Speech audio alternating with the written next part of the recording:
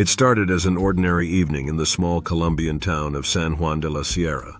Nestled deep in the Andes, surrounded by lush jungles and the hum of nature, the town had seen its fair share of supernatural legends, some more frightening than others. But no one, not even the elders, could have predicted the event that would unfold on the night of October 13th. The town's most notorious landmark was an old crumbling bridge called El Puente del Diablo, the Devil's Bridge, built centuries ago by Spanish colonists.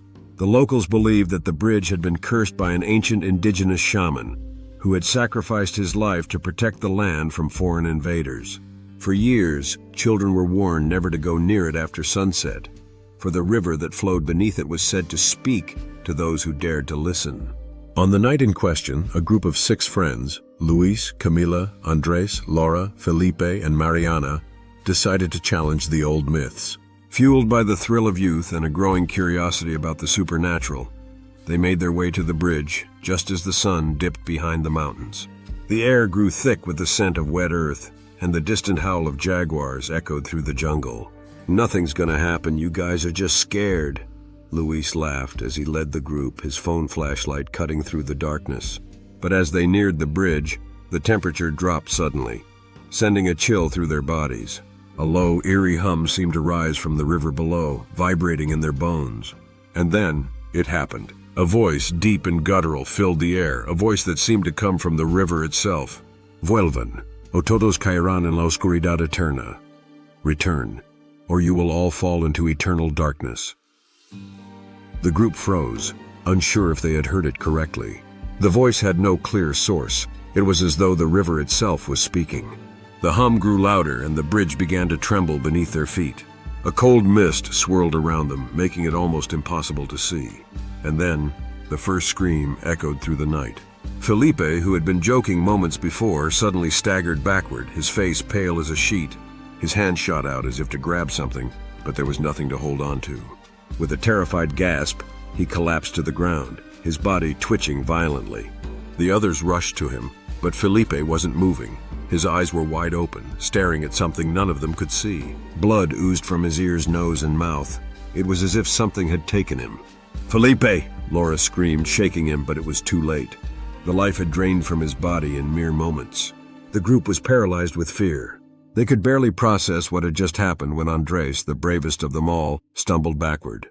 His eyes were fixed on the center of the bridge, where a dark figure emerged from the mist. It was a man, or something that resembled a man. Its body was twisted, unnatural, its skin stretched thin and pale, almost translucent, with veins pulsating beneath it. Its eyes were pure black, voids that seemed to swallow the light around them. "Who are you?"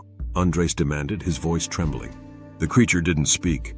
Instead, it pointed directly at Luis. "You're next," it whispered in a voice that sounded like 1,000 voices layered together.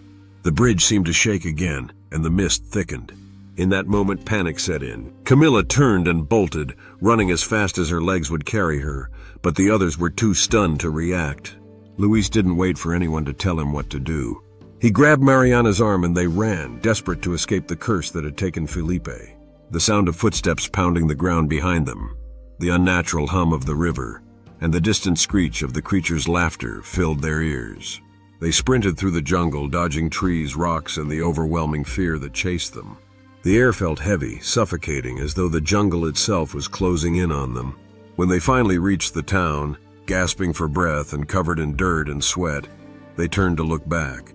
The bridge was shrouded in darkness, no longer visible, as if it had vanished completely. The river had stopped its humming. They never found Felipe's body. The authorities searched for days but found nothing. There was no trace of the dark figure or the cursed bridge. Yet the locals know El Puente del Diablo still waits for those who dare to challenge it. The town of San Juan de la Sierra has been eerily quiet ever since.